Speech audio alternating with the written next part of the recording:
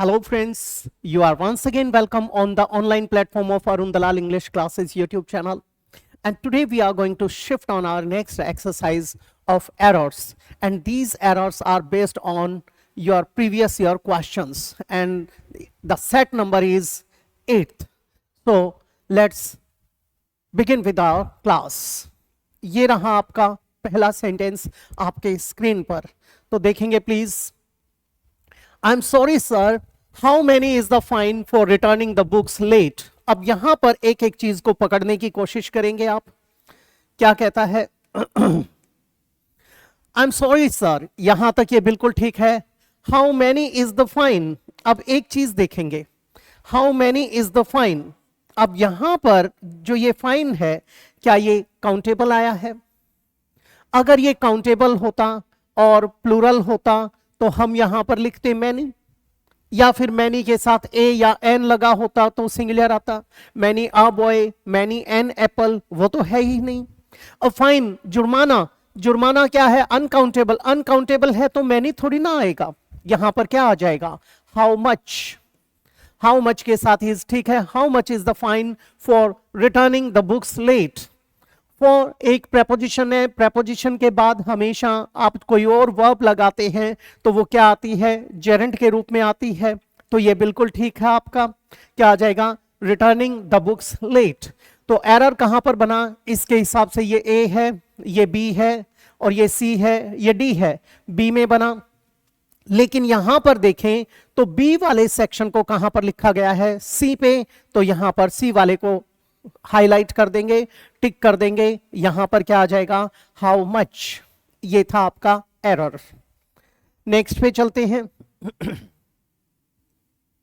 क्या कहता है ये? The children were warning not to try to climb the cliffs as they were very steep. अब एक एक चीज को समझने की कोशिश करेंगे. द चिल्ड्रन, चिल्ड्रन हमारा प्लूरल है बेटा. जब ये प्लूरल है तो इसके साथ वह बिल्कुल ठीक है.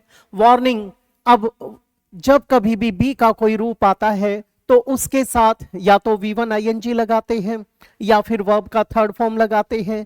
V1 ING का प्रयोग यानी प्रेजेंट पार्टिसिपल का प्रयोग जब किया जाता है जब कोई काम मोशन में है, फ्लो में है, मूवमेंट में है, कंटिन्यूटी को दिखा रहा है.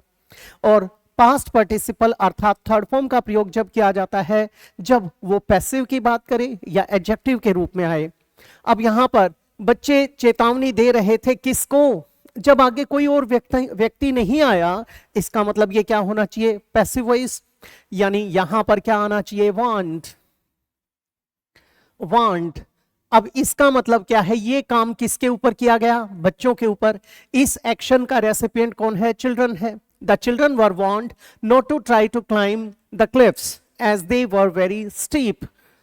अब यहां तक ये पूरी तरह ठीक हो गया. मेन एरर कहां पर बना? यहां पर. दूसरी बात, बच्चे कहते हैं दे किसके लिए आया? तो दे किसके लिए आया? आपके क्लिफ्स के लिए. क्लिफ्स क्या थी? यहां पर जो चट्टानें आई हैं उनके लिए आया है. अब कुछ लोग ये कहते हैं बेटे कि दे का प्रयोग तो लिविंग बींग्स के लिए करते हैं प्लूरल में दिखाने के लिए. ऐसा बिल्कुल भी नहीं होता. अगर आपने दीज या दोज का प्रयोग कर दिया तो आप फंस जाएंगे. दिस, दैट, दीज, दोज ये होते हैं डेमोन्स्ट्रेटिव, संकेतवाचक. ठीक है.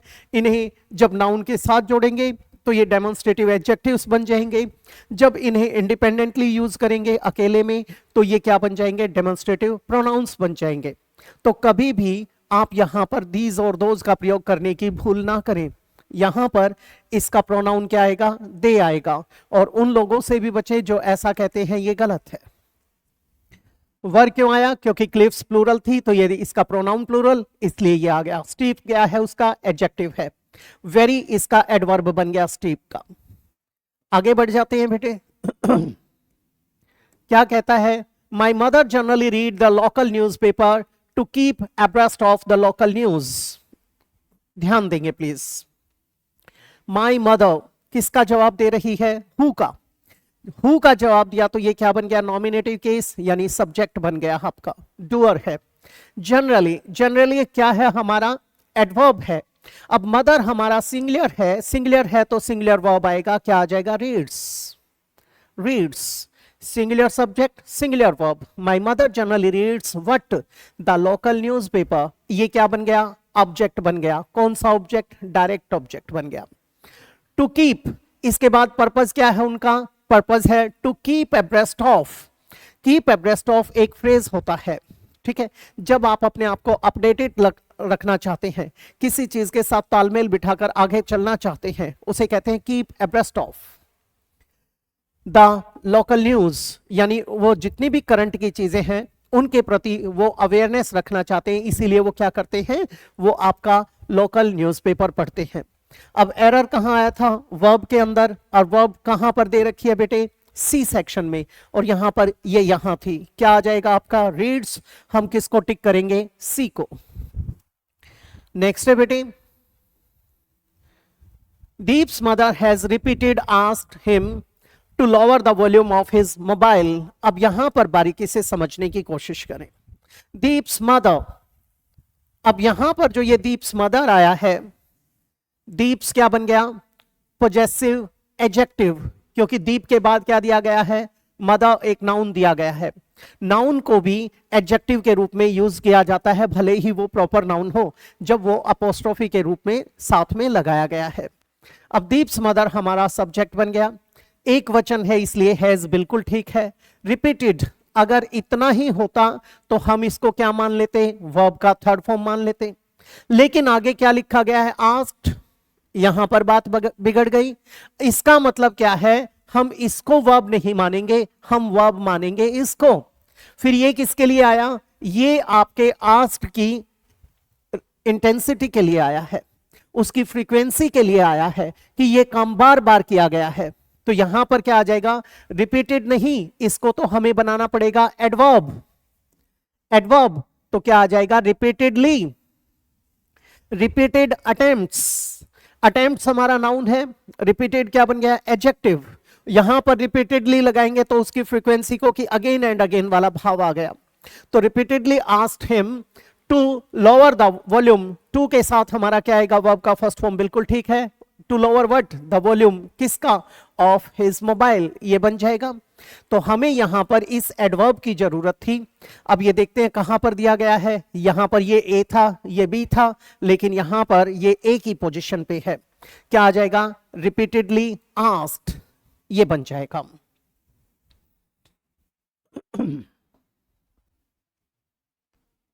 आगे कहता है बेटे, all our furnitures were spoiled in the recent rains and floods.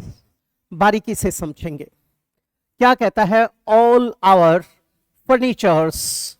अब बेटे कुछ ऐसे नाउन होते हैं जो अनकाउंटेबल होते हैं, उन्हीं में एक आता है आपका फर्नीचर। फर्नीचर इसके अंदर क्या है? कलेक्टिवली सारी चीजों को रख लिया। चेयर, टेबल, आपके डेस्क वगैरह, बेंचेस वगैरह, ये सारी चीजें किस में आ जाएंगी? फर्नीचर में आ जाएंगी। बेड आ गया, ये सारी चीजें फर्नीचर है। अब ये तो एक तरह से कलेक्टिवली नाम लिखा गया है जिसके अंदर सारी चीजें समाहित हैं।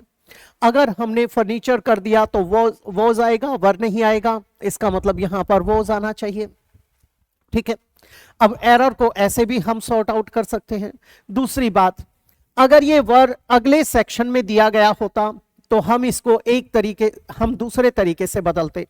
फर्नीचर तो आता, लेकिन फिर हमें इसको प्लूरल बनाना पड़ता। क्या बनाते? All the pieces of furniture, items of furniture या आर्टिकल्स ऑफ फर्नीचर, ये लिखना पड़ता। अब क्या कर देंगे? ऑल आवर फर्नीचर वॉज, ये भी ठीक है। दूसरा ऑप्शन वही है कि आर्टिकल्स, पीसेस आदि लगाकर हम इसको प्लूरल भी बना सकते हैं। तो एरर कहां बना? यहां पर बी में, लेकिन यहां पर ये ए पोजीशन पे है। क्या आ जाएगा यहां पर?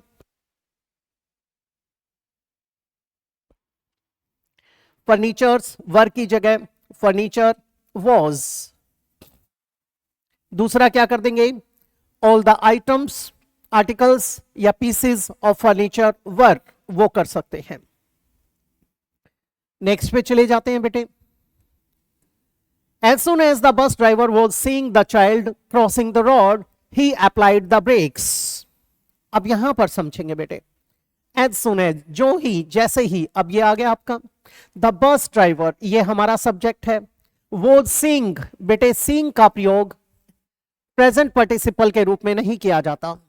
सीइंग यानी प्रेजेंट पार्टिसिपल सी का प्रयोग प्रेजेंट पार्टिसिपल के रूप में जब किया जाता है जब हम इसे एडजेक्टिव वाली सेंस में लेकर आ जाते हैं। जैसे seeing the police officer the thief took to his heels, police वाले को देखकर चोर छू हो गया, रफू चक्कर हो गया। वहां पर यहां पर जो हमारी परसेप्टिव वर्ब्स होती है, इंद्रियजनित संज्ञाएं क्रियाएं होती हैं, इंद्रियजनित ज्ञान से संबंधित, उनका प्रयोग कभी भी आईएनजी के रूप में नहीं किया जाता। इसका मतलब एरर यहां बन गया। दूसरी बात, अब जैसे ही बस ड्राइवर ने बच्चे को देखा तो यहां पर ये भी कट जाएगा, ये भी कट जाएगा। ठीक है, the child crossing the road, अब ये यहां पर जो ये परसेप्टिव वर्ब आएगी, इसके बाद क्या आता है आपका, या तो जेरेंड आता है या बेयर इन्फिनेटिव, एक्टिव वॉइस है तो, और पैसिव वॉइस है तो टू इन्फिनेटिव या जेरेंड आता है। अभी इसको फाइनल नहीं किया हमने, आगे देखते हैं। ही अप्लाइड द ब्रेक्स, अब अप्लाइड हमारा पास्ट टेंस है, अब ये हमारा वर्ब का सेकंड फॉर्म है, पास्ट टाइम रेफरेंस आया, इसका मतलब ऊपर भी पास्ट आएगा, तो यहां वो सिंग को काट के वर्ब का सेकंड फॉर्म लगा देंगे और वो क्या बन जाएगा पास्ट टेंस में, saw. As soon as the bus driver saw the child crossing the road, he applied the brakes. ये बन जाएगा। एरर कहां पर बना, ये इस पोजीशन पे आ जाएगा, saw the child। आगे बढ़ जाते हैं बेटे,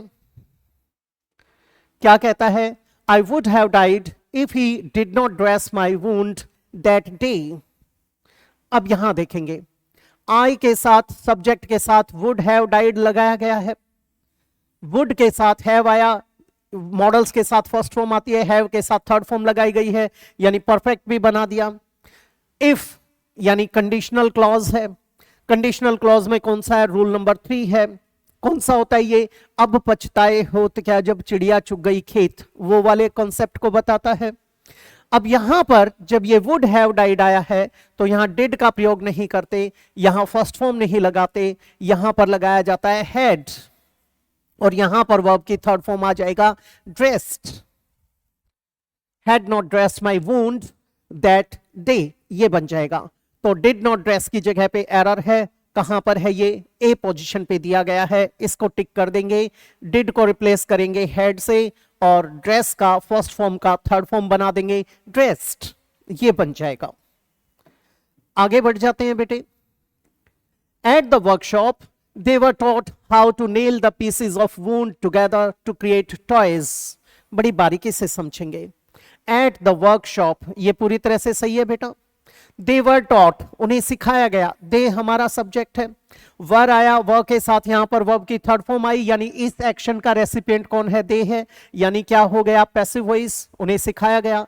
हाउ टू नेल, जिस काम को करने की बात आती है उसका जानना, सीखना या सिखाना आ जाए, वहां पर क्या लगाते हैं, हाउ टू का प्रयोग करते हैं। आप कहते हैं I know how to cook food, तो ये गलत हो गया, ठीक है। आई एम लर्निंग ड्राइविंग, ये गलत हो गया। He is teaching me swimming, तो ये गलत हो गया। आप क्या लिखेंगे, how to. He is teaching me how to swim, she is learning how to cook food, इस तरीके से आता है। तो यहां पर ये हाउ टू बिल्कुल ठीक है, हाउ टू नेल ये भी ठीक है। Nail the pieces of wood, nail क्या, the pieces of wood together to create toys, ये उसका पर्पस है और ये इसका ऑब्जेक्ट है। इसमें तो कहीं एरर है ही नहीं, क्या आ जाएगा हमारा, नो एरर, यानी बिल्कुल सही स्टेटमेंट है। 9th पे चलते हैं बेटे। 9th में क्या कहता है ये, A probe has been ordered by the incident that occurred at the celebrations। अब यहां पर देखेंगे, a probe सिंगुलर सब्जेक्ट है, हैज बिल्कुल ठीक है, बीन आ गया, बी का रूप, वर्ब की थर्ड फॉर्म, बी के साथ आगे एक और वर्ब की थर्ड फॉर्म आ गई, यानी पैसिव वॉइस है। A probe has been ordered by the incident, अब यहां पर by the incident नहीं होता बेटा, ठीक है।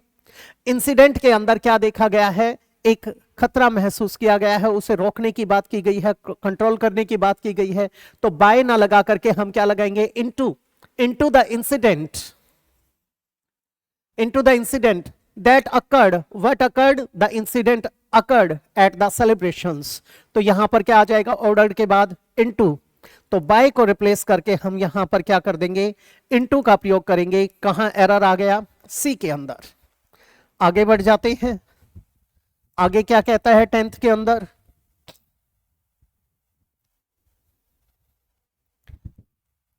इसमें कहता है the sports day events will be conducted from 3:30 PM and 5:30 PM on Saturday. अब ध्यान देंगे please. The sports day events, ये तो हमारा सब्जेक्ट हो गया। विल एक मॉडल है, इसके साथ बी लगाकर थर्ड फॉर्म लगा दी गई, पैसिव वॉइस हो गया। विल बी कंडक्टेड किसे बता रहा है, किसी चीज के शेड्यूल के बारे में जानकारी दी जा रही है, जैसे नोटिस वगैरह लगाए जाते हैं उस अंदाज में। फ्रॉम आया तो बेटे उसके साथ एंड नहीं आता, फ्रॉम का कॉम्बिनेशन होता है टू के साथ, और बिटवीन का कॉम्बिनेशन होता है एंड के साथ। अब यहां 3:30 बजे से 5:30 बजे तक होंगे या उसके दौरान होंगे, बीच में होंगे, यहां चॉइस आपकी आ जाती है। क्यों? क्योंकि ये एक ही कॉलम में दिया गया है। तो हमारी मर्जी, हम यहां फ्रॉम लगाएंगे तो यहां पर टू लगा देंगे, और अगर यहां पर बिटवीन लगाएंगे तो यहां पर एंड लगा देंगे। यानी एरर किसमें बनाया हमने, बी में। तो ये थी आपकी एक्सरसाइज आज के लिए। अगली एक्सरसाइज में आपसे फिर से मुलाकात होगी इसी प्रकार के किसी नए टॉपिक के साथ और प्रीवियस ईयर क्वेश्चंस आदि को डिस्कस करते हुए। तो इजाजत चाहूंगा, मिलते हैं थोड़ी देर के बाद।